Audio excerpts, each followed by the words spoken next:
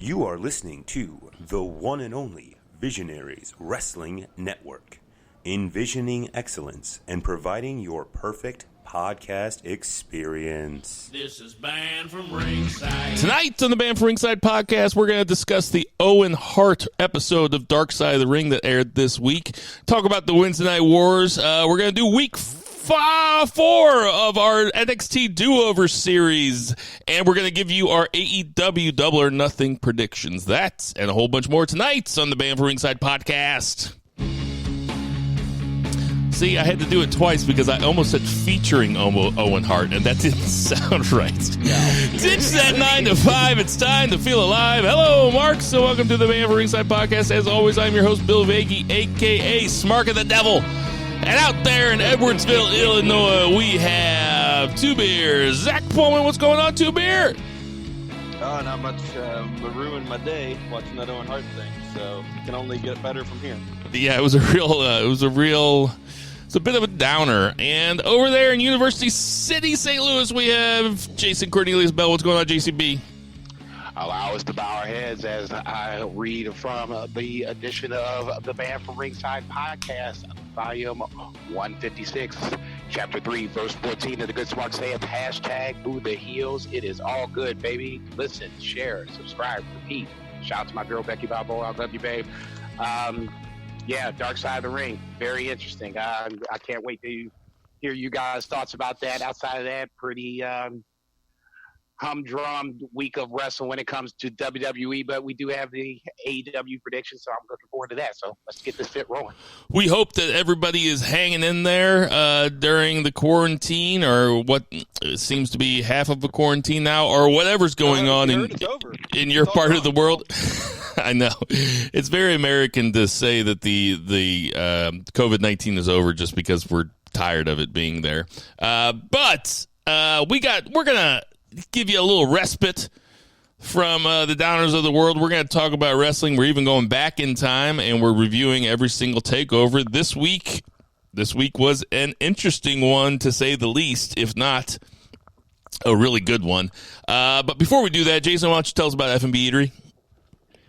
F&B Eatery on the corner of 3453 Southampton and Marquette. If you are in the mood for a smash burger, swing on through. Check my boy Mike out. He's doing curbside like most other people are doing curbside.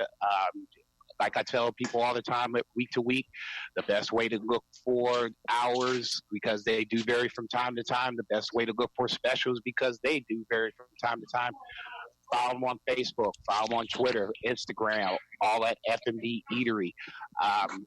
Yeah, check my boy out, F&B Eatery. Tell him that Banned from Ringside sent you. All right, without further ado, let's get into that. 3 counts. 1, 2, 3. JCB, start us off. I hate to start it off like this, but for me, I like how I said we were going to, give you a little respite. You're like, hey, let's have some fun. Let's talk about Owen Hart. The Owen Hart documentary obviously came out this week. Dark Side of the Moon. Oh, Dark Side of the Moon. I knew I was going to say that. Dark Side of the Ring. Season finale, season 2 was Tuesday night, and they did 1 hour, which was kind of surprising, on Owen Hart, his life and times, and his tragic passing in Kansas City, which I kind of forgot about that as well. This one was rough. Benoit, to me, is still the one that is the one I don't think I can watch too many times. This is probably the second worst. It didn't really get bad for me until the second half, when we started to dig into why things happened the way they did.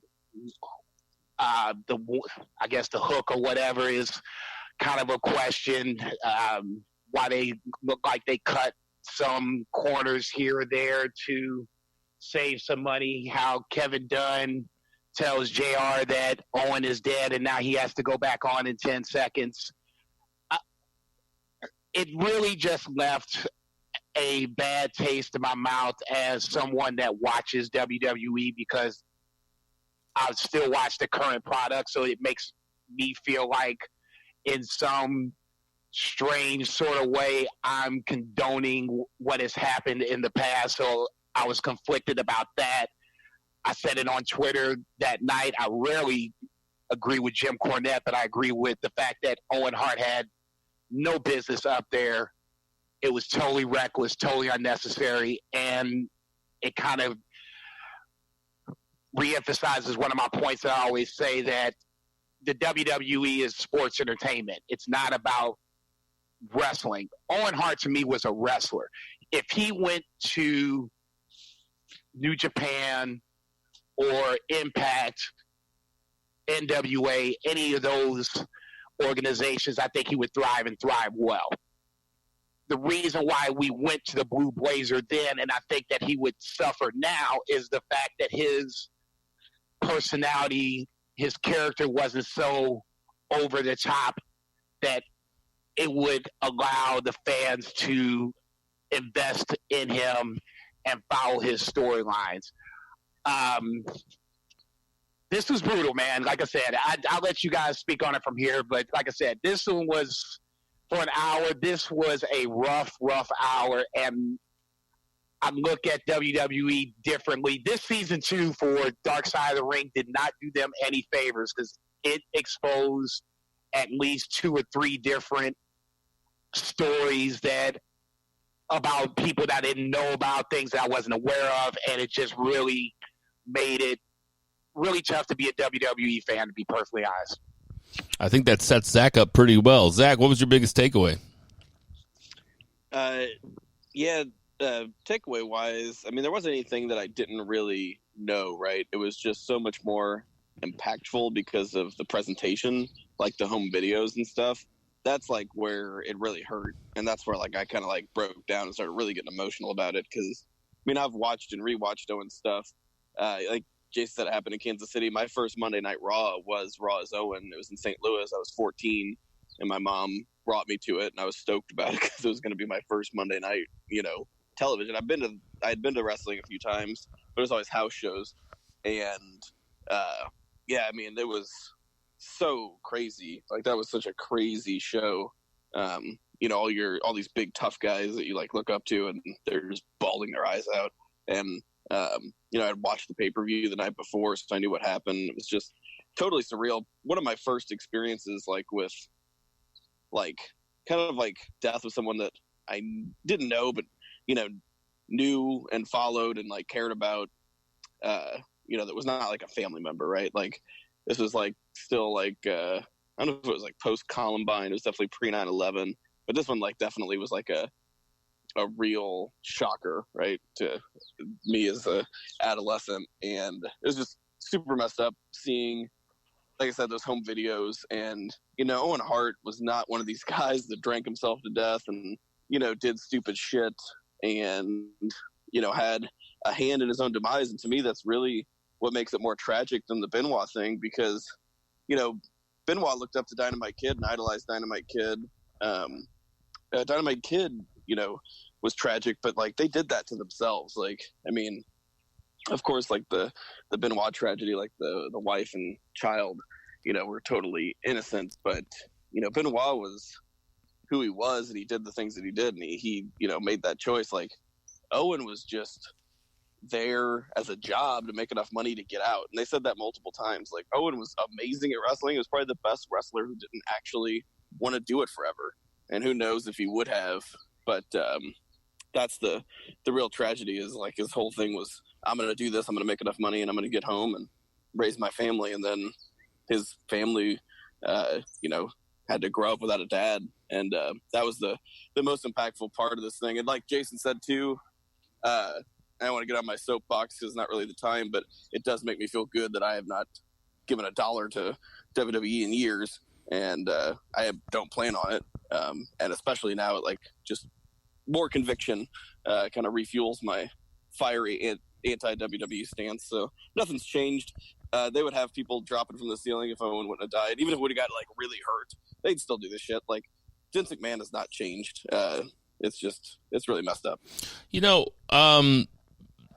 My biggest takeaway was there was a lot of meat left on that bone. Like, I don't know why they didn't do another hour, because I feel like they sped through why he was so good. And the Hart family, maybe they sped through it because they figured everybody already knew it. But they got right to the Over the Edge pay-per-view in the second block. So, a quarter of the way through it. And there was a lot more stuff that I would have liked to have heard. I wanted to hear more about the aftermath with the Hart family. I know that focusing on the wife and kids, and, they didn't put the daughter on very much, probably with good reason. But the wife and the son were both really impressive. I found them both to be very impressive people. And I understand putting the focus on them, but I really would like to hear about the WrestleMania angle where Bret Hart had a match with Vince. This is probably like, were you at that one, Jason?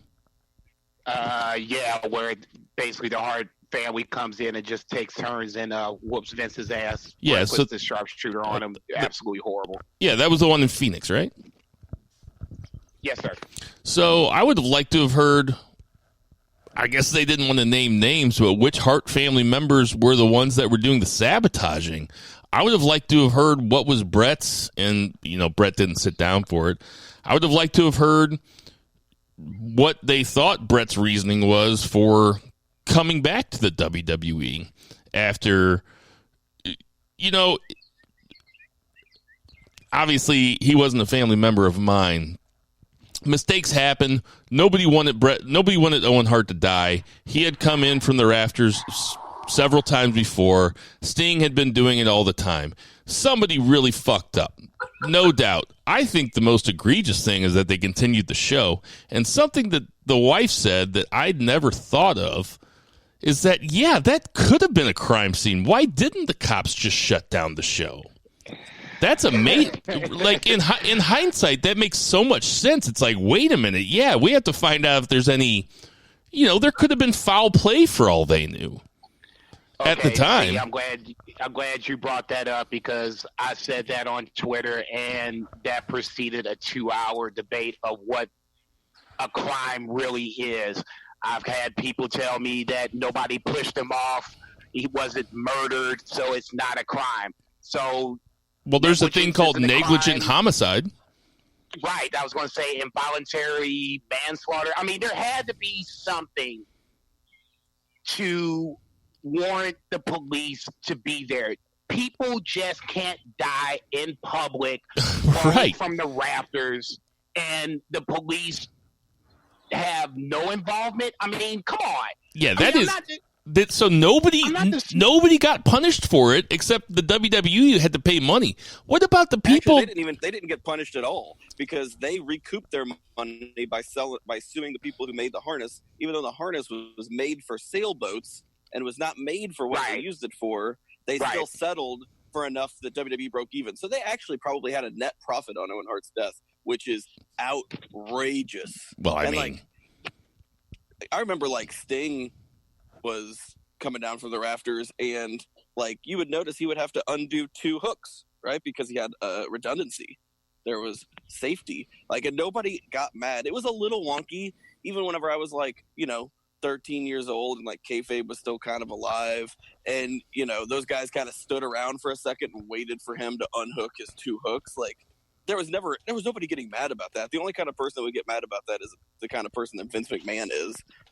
And so they would have him do this thing that releases faster and saves money. And it's just, that's the absolute worst thing. Is it was not just that he came down from the rafters and it had been done before. This was a new take on it. It was a new harness with a new set of riggers who were not professional riggers. And like they said, this is a $1 billion company.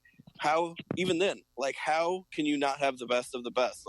I listened to Martha on Meltzer's show. Apparently she did a show with Jericho as well, but the Meltzer show is free if you want to listen to it. It's not just for subscribers, but I haven't listened to the Jericho one. But she said Owen never once thought that he would be unsafe, because he couldn't imagine that they would put him in a position like that. So he just, even though he was worried about it, he just trusted that they had the best people. Why wouldn't you? Yeah, why wouldn't you? When I say that nobody got punished, though, nobody served any time. Nobody went to court except for financial damages, which is fucked up.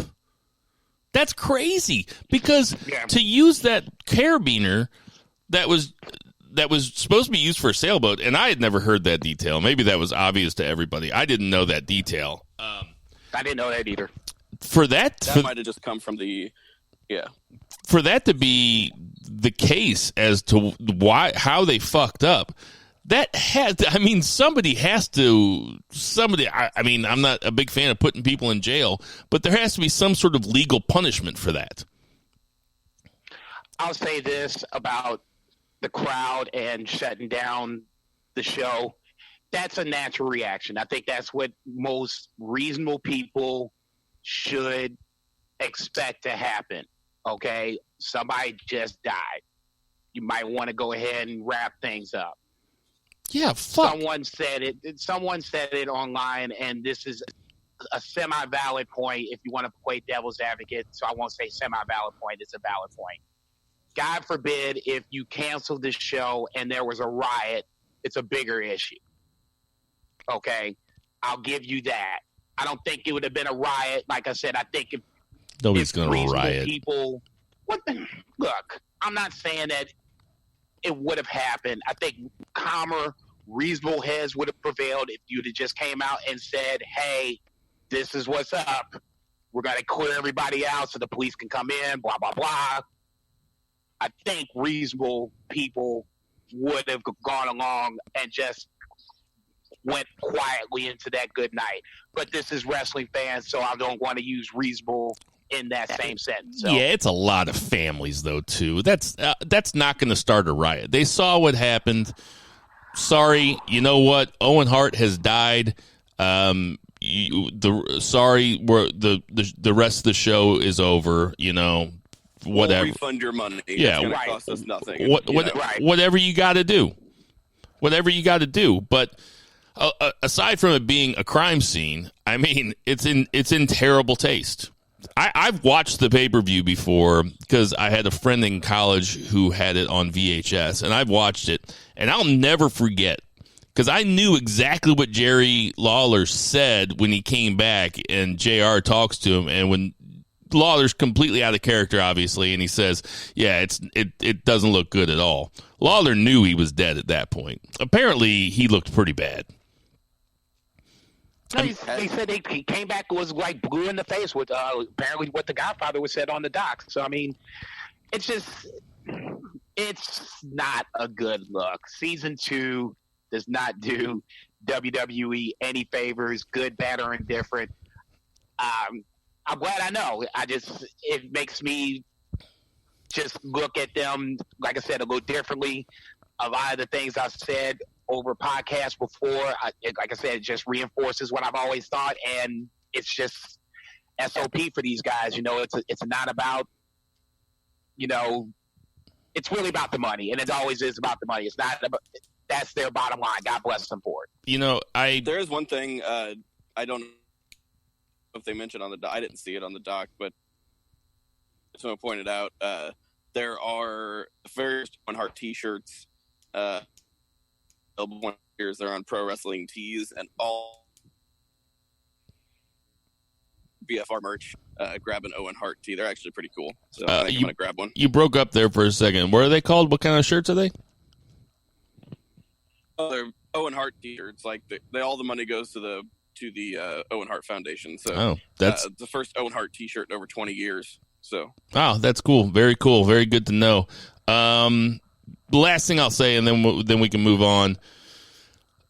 It's kind of weird because I watched that documentary last night, and then this morning I was listening to the Bill Simmons did a 2-hour interview with Mark Calloway, and it's certainly the longest I've ever heard him speak not in character. I mean, it was a really good interview, but I almost got whiplash from coming away from that documentary, and Bill Simmons asked him about Vince McMahon, and he's like, you seem to have a good relationship with Vince McMahon. And Undertaker kind of goes on and on about Vince McMahon. I mean, I would have loved to have heard what his response would be to the Dark Side of the Ring documentary, but we might never get that. But it is strange, and it was a sad documentary. If you haven't seen it, you should go out of your way to do so if you're a wrestling fan or if you're just interested.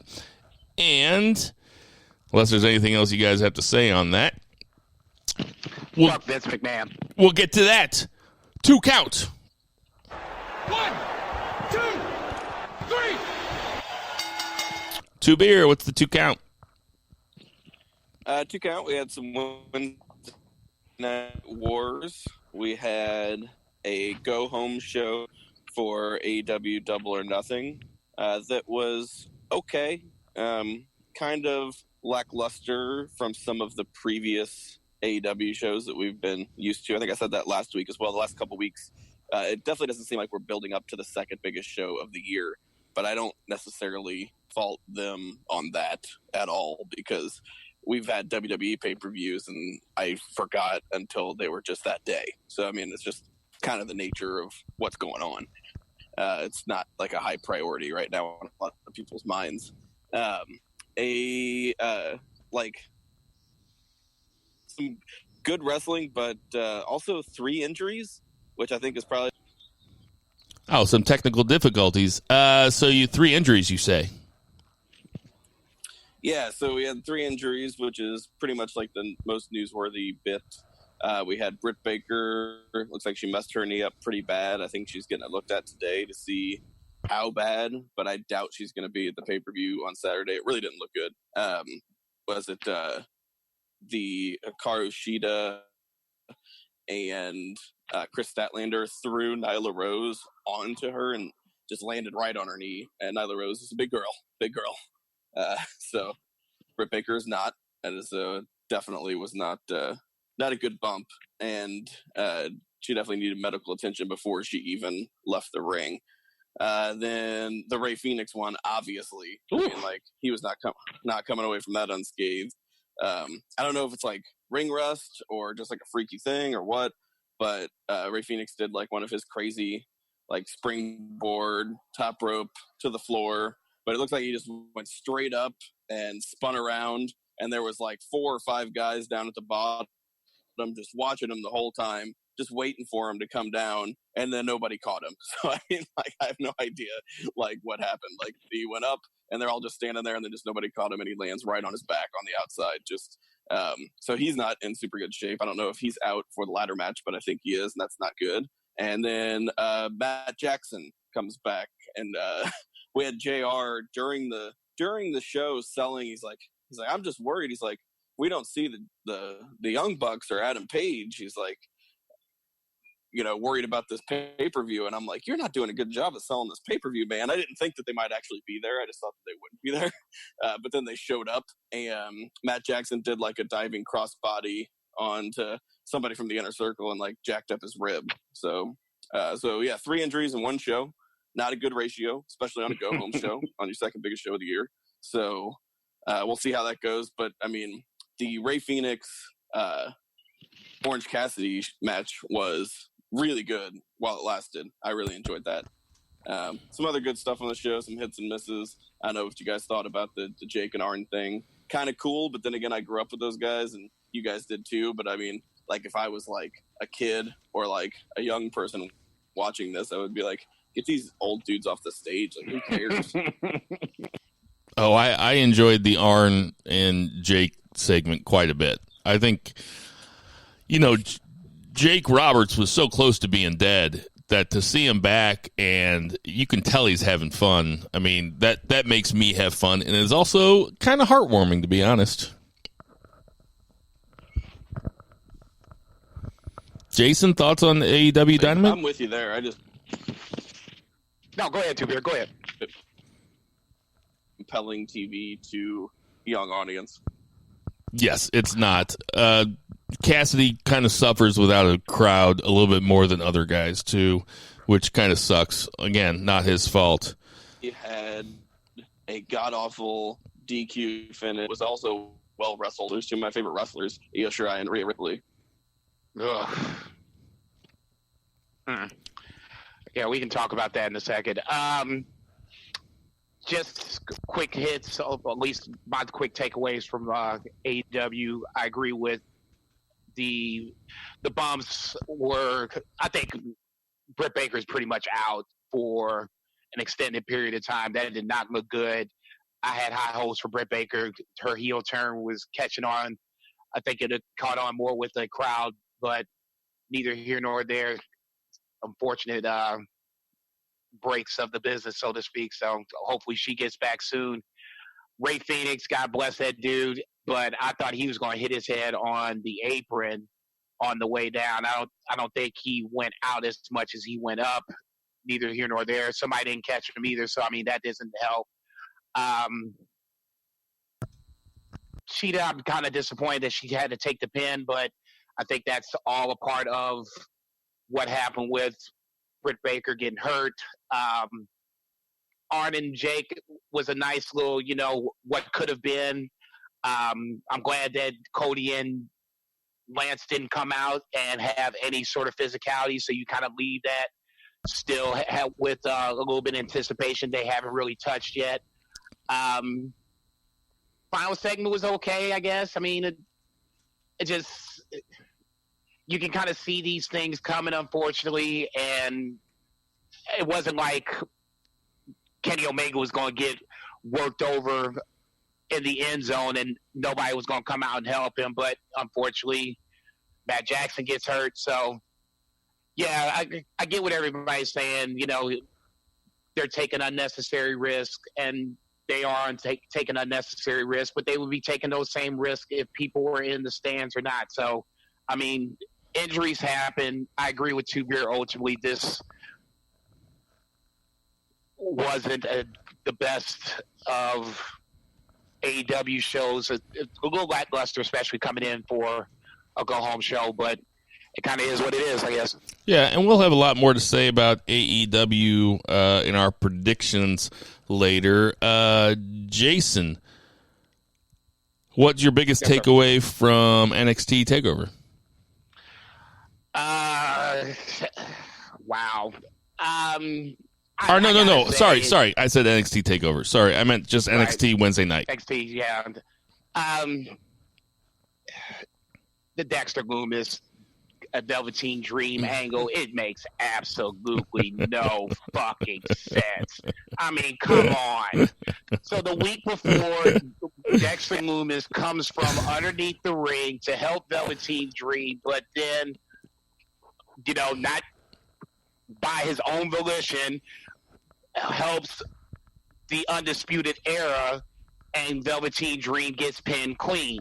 So then the following week, Velveteen helps him out. That doesn't even make sense. If anything, Velveteen Dream should be a little pissed. I'm not saying he shouldn't come out, but if he comes out, he's coming out, not really trying to help Dexter Loomis of all people. That doesn't really even make sense. I mean, the Charlotte thing, I could kind of see that coming.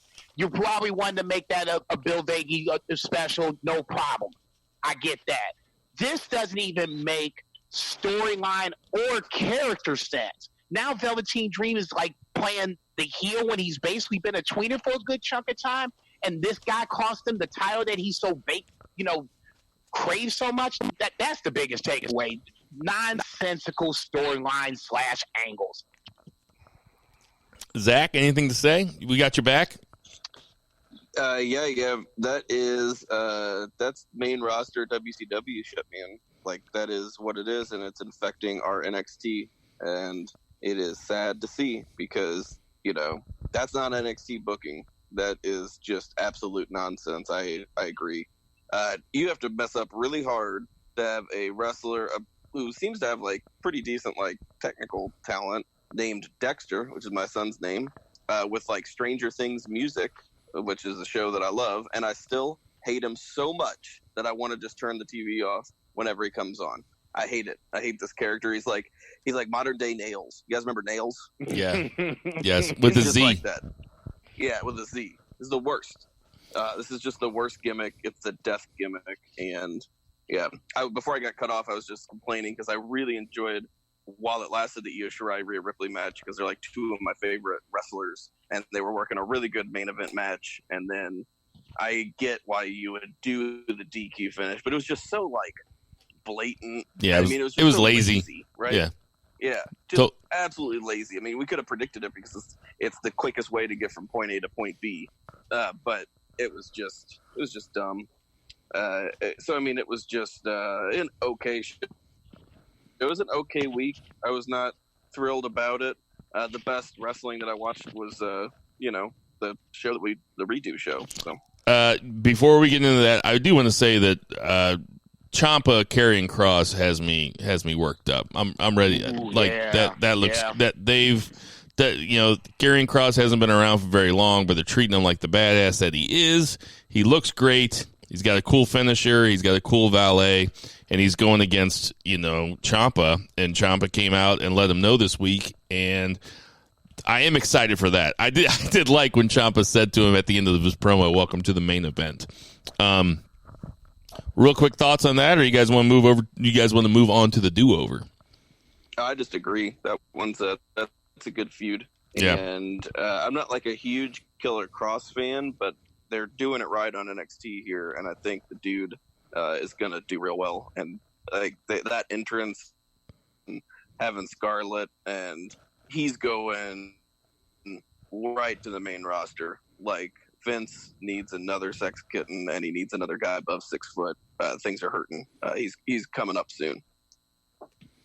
Let's keep it going to that. 3 counts. 1, 2, 3. Okay, 3 count. We're talking about NXT TakeOver called Rival. Not called Rivals, it's just called Rival. From February 11th, 2015. Just general thoughts on this pay-per-view before we start getting into it. JCB. I remember watching this the first time around. I don't remember it being this, I guess, top-heavy, for lack of a better term. It didn't translate very well. Baron Corbin, that's my biggest takeaway. Baron Corbin, how much he is over it, how much he is a face here, and it's just, what'd you say, February of 15, so like 5 years after the fact, easily one of the more dislikable characters on the main roster. It's crazy how shit changes. Zach, biggest takeaway. We're still to the point where each takeover is better than the last, but we are not to the point where all the matches are good. Pretty much my overall takeaway. My general thoughts is, I think I might have said it last week about the women's match, which was Sasha versus Charlotte Flair. This week seemed to take a big jump in terms of the way that the women were presented and the workmanship of the match, because the women's match, which was the first time you see, at least on a takeover, all 4 of the 4 horsewomen in the same ring at the same time. It was Becky versus Charlotte versus Sasha versus Bayley for the belt, and well, we'll get to it. And also, my other general thought is Kevin Owens still fucking ruled back then. He rules today, and he hasn't really changed that much. But let's get to the matches. So the first match, I have it written down as Kenta here, but it was Hideo Itami versus Tyler Breeze. This was a good showcase for both men, but really this was more of a showcase to get Hideo Itami over. Wouldn't you say so, Zach? Oh, yeah, for sure. He was wrestling like Japanese style, He wasn't doing WWE stuff. It was just they were showing what Kenta looks like, and up until this point, I feel like they've been doing a pretty good job of that. From what we've seen so far, we're not watching the TVs or anything, but from his outings, that's like what they're giving us Kenta, which is good. JCB. Yeah, no, my takeaway kind of is, once again, Tyler Breeze in a spot where, unfortunately, he has to kind of make the other guy look good, especially in Hideo Itami, who obviously was on the way up.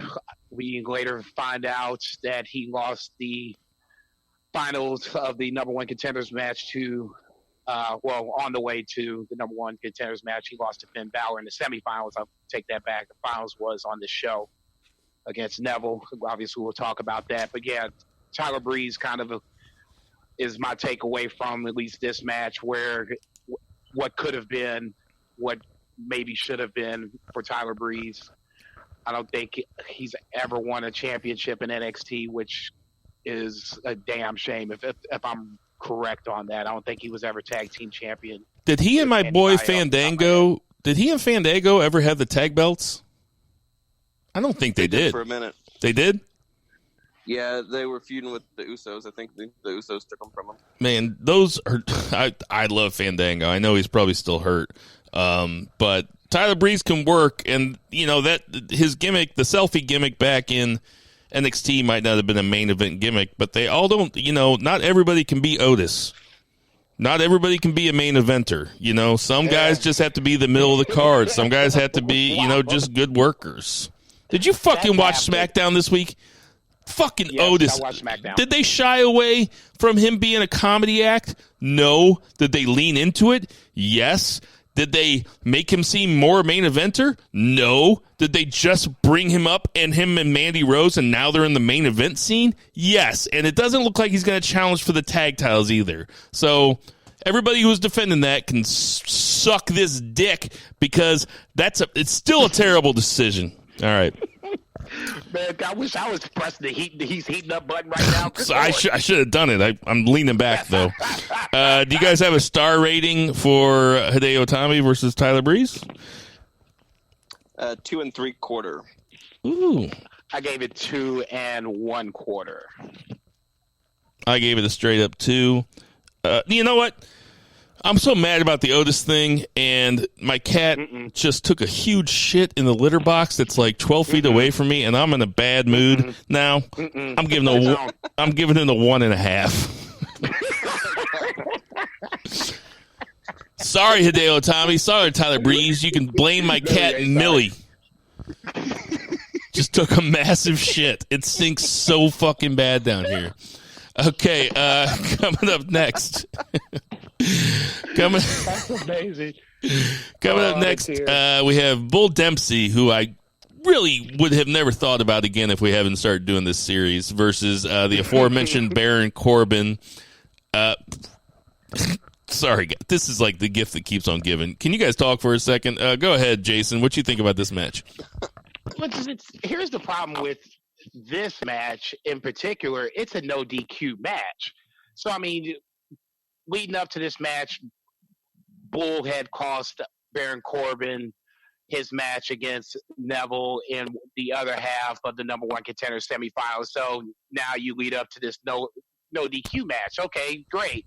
I mean, it really didn't even feel like a no DQ match until a chair was thrown into the ring, and that was towards the end of the match. I mean, outside of that, this looked like a straightforward match, for lack of a better term. So, I mean, that's my takeaway from it. I mean, if it's going to be no DQ, then, A, let's give it time to breathe, and B, lean into the no DQ.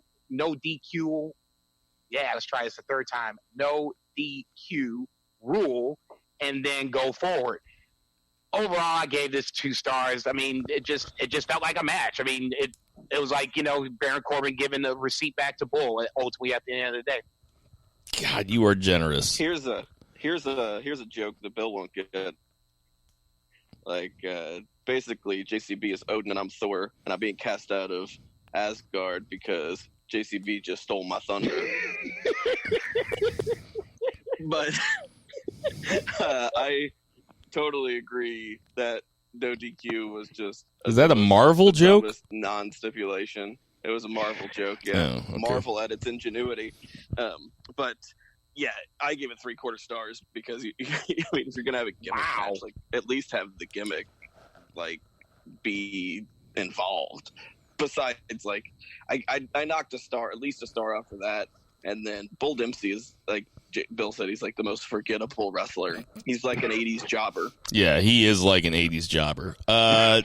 Zach gave that a 0.75. Yep. I'm giving it an N/A. Oh man, that's great. Because it sucks. I thought I was being generous with my 2 stars. I mean, that is really generous. I mean, it was a match. It didn't have the no DQ part of it. That's all. yeah, but saying it's a match and give it, you know what? It's your scorecard. You can do whatever you want with it. What's going to happen when there's an actual 2-star match like Kenta versus Tyler Breeze? Lucha Dragons. Lucha Dragons. Oh, here we have Buddy Murphy making his first appearance on an NXT TakeOver. We have the Lucha Dragons versus Murphy and Blake, who held the titles at the time. I'll go first on this one. This was a fun match. I thought it was weird that Blake was kind of presented as the champion. Or not as the champion, but Blake was presented as the star here instead of Murphy. At least it looked like he did. He got the pin and everything. The Lucha Dragons always do good work. Still, I mean, this was a standard Lucha Dragons match. This was a good Raw match. I'll give it 1.5 stars. Jason, you keep laughing at me, but you know that in the future we're going to have Gargano versus Adam Cole in the 2 out of 3 falls match, and to say that match is only 3 stars better than Bull Dempsey versus Baron Corbin, I'm going to have to pump the brakes because I'm not going to go over 5. I was going to say the funny part about it, at least for me, I was going to, when you threw it to me, I was going to say, I know I'm going to kind of get hammered for this one, but you gave it the same rating I gave it ultimately. So if I'm getting hammered, then we're going down together. This was a botch fest from start to finish. I mean, just bad news bears. Full Sail was having more fun with that than the actual match itself. I barely remembered Blake and Murphy being the tag team champions. I was waiting for Alexa Bliss to come out. That's why I remember them as champions. That's the run I remember. I know Baron Corbin was just a match. This was a title match, and it was bad. 1.5 stars. Zach. Yeah, I actually gave it 1.75, being slightly more generous. But yeah, it was a total botch fest. I was really not into it. It amazes me that like Blake, like, you know, I wasn't watching here, so I didn't, you know, I intellectually knew that like Blake had done a tag team with Buddy Murphy, and they'd been valeted by Alexa Bliss, but like this was a while ago, and like Wesley Blake is still doing nothing. At least Buddy Murphy's got a little bit of stuff with Heyman going on, but yeah, Lucha Dragons, I don't know if it's Callisto or Sin Cara or both. I think it's probably more Sin Cara. Just like every match is so sloppy. It's like they just run around and bounce around, and it's just not good. Isn't Blake in Forgotten Sons? He's one of the Forgotten Sons, right? He is, yeah. But yeah. I'm just saying, it's not like he's Bull Dempsey. He's not Bull Dempsey. You're right. Oh no, that's why I keep saying that's why the Forgotten Sons are forgotten. If you had to name those jokers right now, we'd be in some trouble. Okay, you guys could tell it how you want to tell it. You guys being WWE, want to push them. No, they ain't being pushed, man. They're the next round of jobbers. They're just going to be. Well, I shouldn't say jobbers. Next round of enhancement talent. They might get a tag team run. There's Blake. Outside that, there's Jax Teller from Sons of Anarchy is in it. I think. Can't remember the other guy's name of Sons of Anarchy. Put some respect on that man's name. Call him by his right name. I really don't know. The Forgotten Sons. The PTSD boys after that promo they cut on SmackDown. The defense rest. Let's move along. All right. So now, as Jason said, now we're getting top heavy. The last 3 matches were pretty good.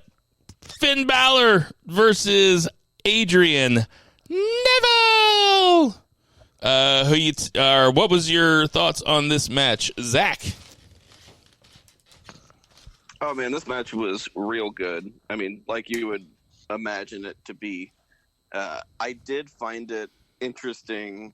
Bo Giesman texted me late last night and said something about the Dark Passenger, how they brought that up with, Morrow did his pop culture reference, right, for Dexter Lumis being the Dark Passenger, which is a reference to like the Jeff Lindsay novels and the Showtime show, right?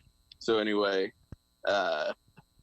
whoever was doing commentary, or one of the other ones, mentioned the demon Finn Balor being like the demon being his Dark Passenger, and I just thought that was a weird bit of symmetry for my week of wrestling 5 years apart. Anyway, just had to point that out. But the match, yeah, these guys totally stole the show, and it was in the middle of the card. It was the best show on the entire show by far. Jason? I forgot about this match. And I hate to use the word dream match because those words get thrown around, but it was interesting to see WWE's take on this kind of a match. I'm not going to say it was the best match of the card. I will say it was probably my second favorite match. Overall, I gave it 3.5 stars. I kind of wish they'd have leaned in towards Neville's kind of heelish side a little more. That would have made this maybe a little more compelling. It felt like, two old friends kind of going at each other. Maybe throw a little heel seasoning in it would have gave it a little more spice. But, I mean, overall, I agree with Zach. I mean, this match was good. I wish this would have been under a different organization. Maybe things would have played out differently. When I say that, just the way the match would have flowed, what you could do in and outside the ring, that would have been different. But no, I agree with Zach overall. I mean, this match was really good. Like I said, I totally forgot about this bad boy. I doctored a couple points. It was a really great match. I doctored a couple points. Couple too many finishers kicked out of, and you can't just call it a good. It can't just be a great match just because everybody kicks out of everybody's finisher. And the other reason I docked it is because I hate the demon. He looks like the boogeyman. I still gave it a better score than Jason Cornelius Bell. I gave it a 3.75, and that's docking it a few points. I mean, this is a pretty fucking good match. No, it's a really good match. Like I said, it's one of those matches where, once again, what could have been if Vince would have been like, fuck it, let's not move Neville to 205 Live, This could have been another match where I forgot that he did that. But yeah, he put the tape on him and then moved him to 205, had him job out to Enzo, and then that was it. So I forgot about that. Zach, what kind of star rating do you give this? I had it at 4.25. Good Lord. I still think Zach's harder on these matches than you are, Jason. All right. Real quick aside. Who overall would you say is the better wrestler? Finn Balor or Pac? Zach. Total package, Pac. Jason. Okay, yeah, go ahead. No, go ahead, finish. Yeah, finish your thought. Has more charisma, I think, overall, like as far as like fan engagement, but Pac is a better promo, and he's more athletic, and he's more dynamic in the ring, whereas Finn's more of a superstar kind of character. But as far as like just wrestler, pure wrestling, it's professional wrestling, it's going to be Pac for me. Jason? I would really like to see more of Prince Devitt, his run in New Japan, because obviously that starts one of the more influential factions of the last, let's just say decade in the Bullet Club, what I see in Finn Balor is good, but what I see in Pac is better. So if I have just from what I've seen, and like I said, this is me not going back and giving Prince Devitt his just due, because I think at some point you got to do that. I give it to Pac just because of what I've seen matches wise. I agree with the total analysis of what Zach gave. All right. Balor feels like a WWE generated superstar versus Pac, which feels like a professional wrestler. I feel like professional wrestlers. I feel like they're both really good at telling a story in the ring. Like you said, Finn Balor's probably more charismatic. I just like Pac more just because of his athleticism, and he's a fucking spectacular heel. He almost reminds me of a oh shit, why can't I remember his name? Never mind. I don't want to sound dumb here, and I don't want to drag it down. Okay, so the 4-way match is Sasha Bailey. You motherfucker. God damn you. Man, you should have just threw a name out there at that point, man. If you're wrong, you're wrong. Who's the Stone Bulldog? Ishii. Oh, Ishii. Yeah. Why can't I remember his fucking name? Huh? Because we haven't seen New Japan in God knows how long. The Stone Pitbull? Yeah. Yes. Anyway, Pat kind of reminds me of him. He's like short, he's stout, but he's like an Ishii who can, do a red arrow. Short and stout, tip me over and mark me out. Oh, no. Oh, no. Stone Pitbull. That's what I meant. Fuck you guys. I'm telling you, man, I've been off ever since my cat dropped that fucking deuce. Okay. Sasha, Bailey, Becky, and Charlotte. Sasha, Bailey, Charlotte, and Becky. Like I've already mentioned it. This was a great match. I gave it 4 stars. I had a lot of fun with it. I thought there were a lot of creative spots. It was well choreographed. They told a great story. Sasha goes over to win her first one.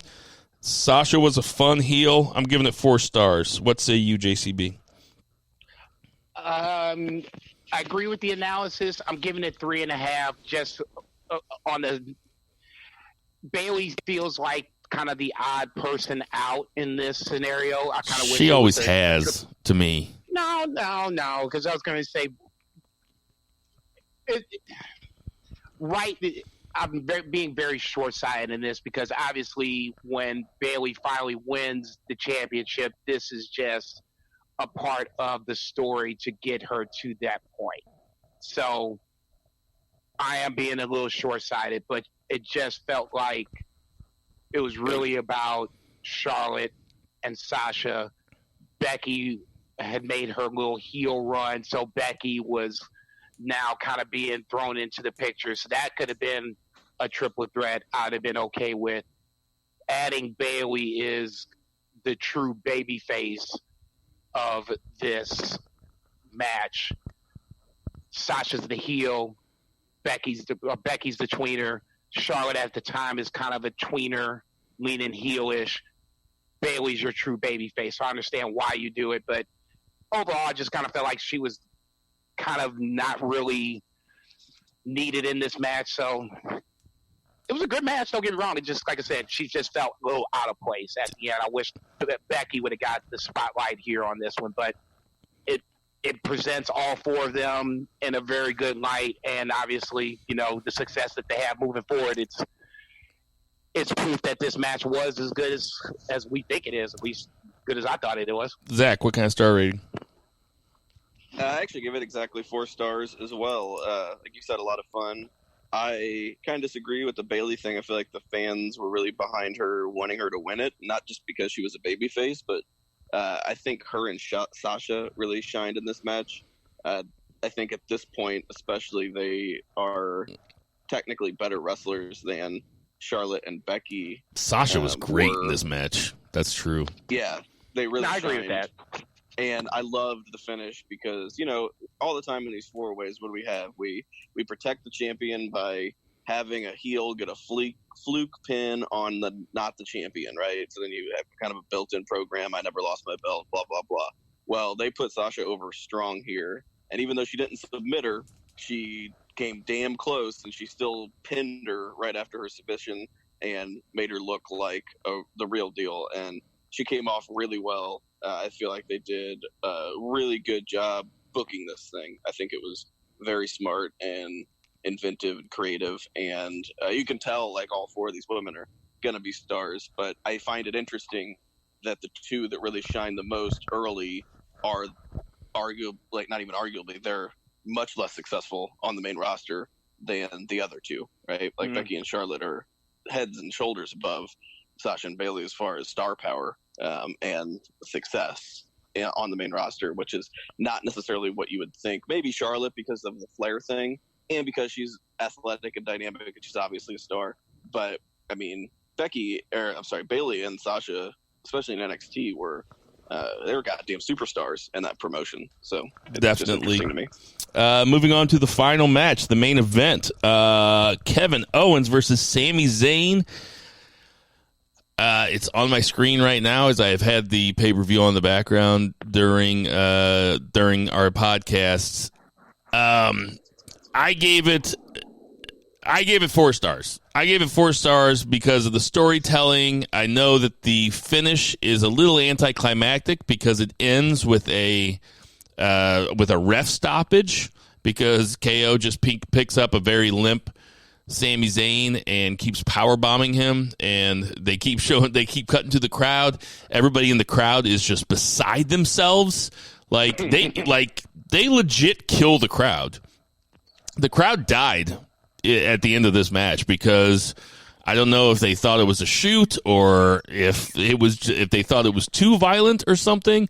But I love the storytelling. They obviously have been wrestling forever. They're going to fight forever. I've never seen a KO and Sami Zayn match that wasn't very, very, very good.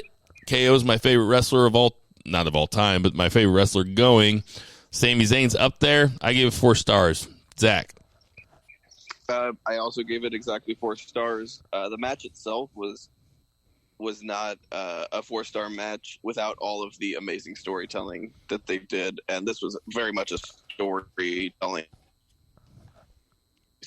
It was really one-sided. Like, it's not like your typical KO Sami match. Like, KO just pretty much dominated Sami like most of the match. Like, he got a couple little babyface comebacks and stuff, but it was not your back and forth like contest. And it was really creative. Like, I mean, just like you could see step by step how they told this story page by page, with the moonsault the springboard moonsault with him hitting his head on the ramp, and then them turning that into like kind of a concussion angle with the multiple power bombs. Like you said, it totally killed the crowd. You could tell they really thought Sami Zayn was hurt, and such a beloved babyface, like with like Sami's size and like fighting spirit, to just see him kind of like at the mercy of like this total like big guy, like, at least compared to him, heel, was awesome. I mean, and bonus points for the ref stoppage finish. Again, creative. It shows that you can have a ref stoppage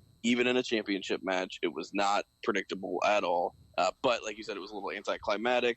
The match was not a very dynamic match, but it was a story, and it was a really well told story. So yeah, 4 stars. Jason. I have this argument with people all the time. You can tell a story inside the ring. This was a story being told inside the ring. Obviously, you had the build from the previous takeover, but then they took that and now added on to it, like Two Beer said, with this, the quote-unquote concussion angle. That, to me, is where the match took another turn. I agree with everything that Two Beer said to that point. It was basically one-sided. Sami fighting underneath. He did get a couple of little offense in, but it was basically Kevin Owens. And then it became more so Kevin Owens after the concussion angle, the multiple power bombs, the screaming at the ref to stop the match, the backstage doctors coming out. So, I mean, it had all the things of what could possibly really happen. Then you pan to the crowd, like Bill said, fans are, hands on top of their head type reaction. So, I mean, with all that, and on top of the referee stoppage, which we hadn't seen in God knows how long, you see it in New Japan from time to time. I don't remember the last time you saw it on WWE programming. So that's where I think made it, quote unquote, anticlimactic. At the end of the day, this was the best match of the night for me. I gave it 4.25 stars. There we go. All right. So are we in agreement that this is the best one of the takeovers that we've watched thus far? Yep. Yeah. I was getting ready to say the final 3 matches supersede the first 3 matches. I'm looking at the one we did beforehand. It's the same thing. The first 3 matches were not very good. The last 3 matches have gotten better.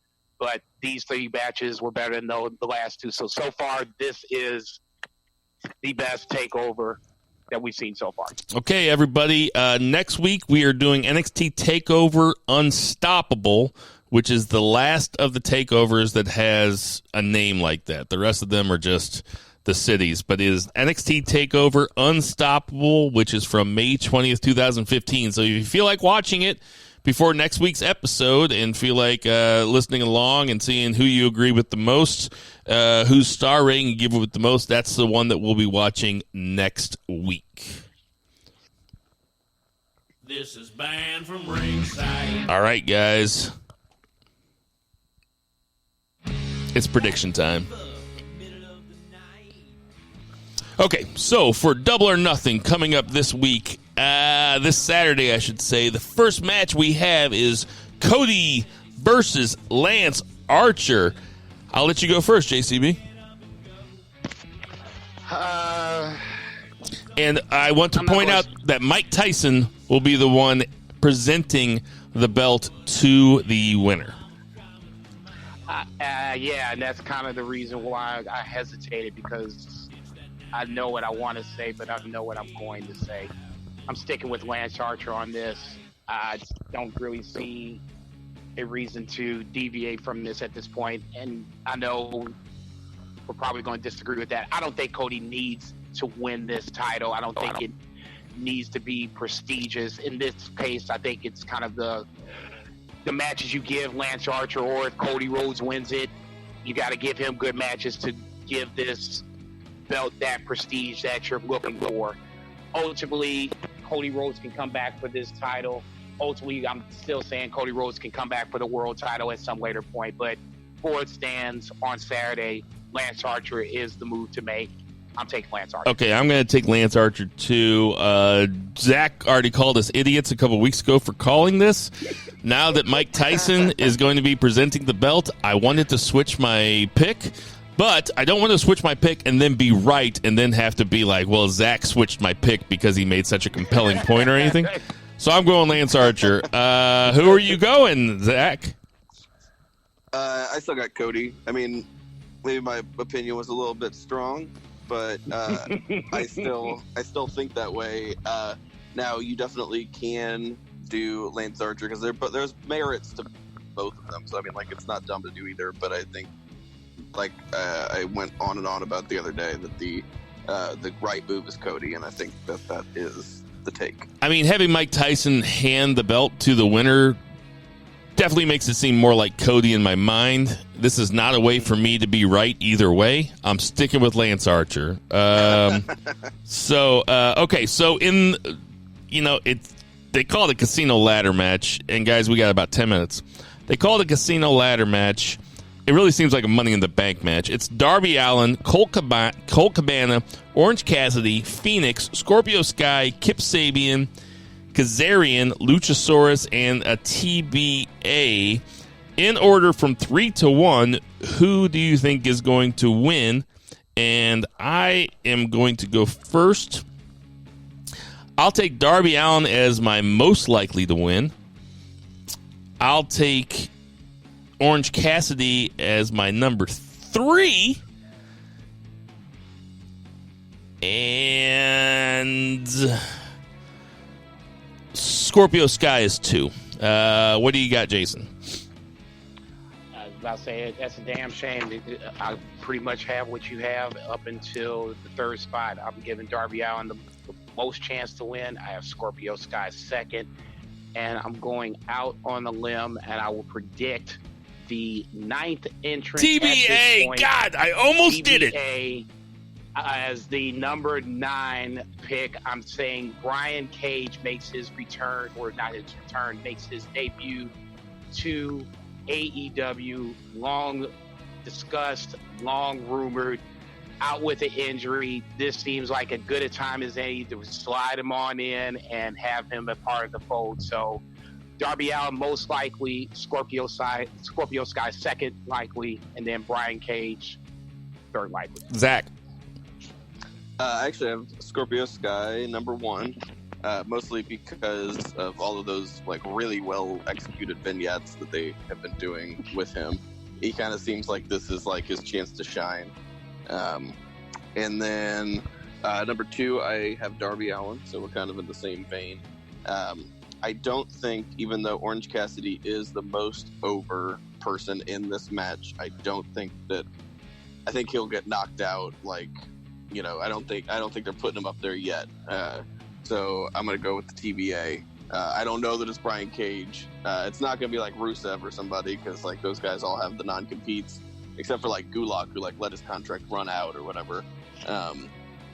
So a lot of them just can't be in there. But just that's a good way to get a surprise entrant right to the top, like right to the main level, whoever it is. So yeah, Scorpio, Darby, TBA. I don't know why I picked Orange Cassidy. I don't know. Okay, I'm gonna need. That's not far off. I'm gonna need a 1-word answer from each of you for the next 3, just because we're running out of time.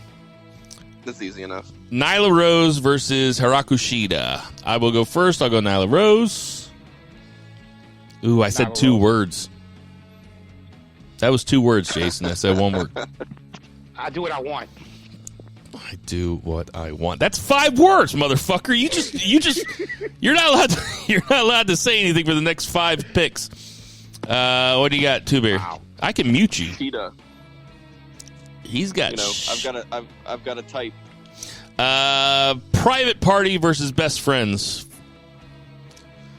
for the number 1 contendership. JCB. I'll take Best Friends. Zach. Friends. I'm taking Best Friends also.